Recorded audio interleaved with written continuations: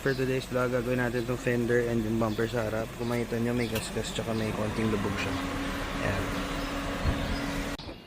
So ayan, iaangat muna natin yung lumubog na part, guys.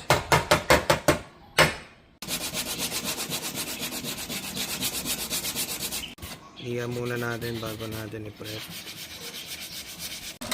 So ito naman, ayan, nakapag-primer na tayo dyan.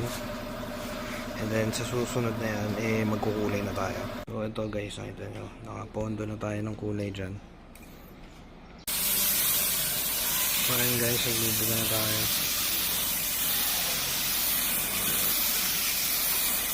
So ayan guys, ulitin ko, ayan, another application tayo, another layer ng top coat. Makapal tayo mag top coat para kahit makailang buff tayo, hindi siya kagad mauubos. Yung mga light scratches matatanggal yun. Kasi pagka manipis na yung top coat, kulay kagad yun pagka nagasgasan tayo.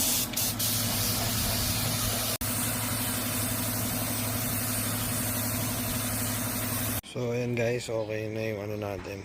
Okay na yung fender and yung bumper natin. Ayan. So bale, ito na yung pinaka-finished product natin. Again, ulitin ko, quality materials lang tayo and dito lang tayo sa may Novaliches area. Malapit tayo sa SM Novaliches.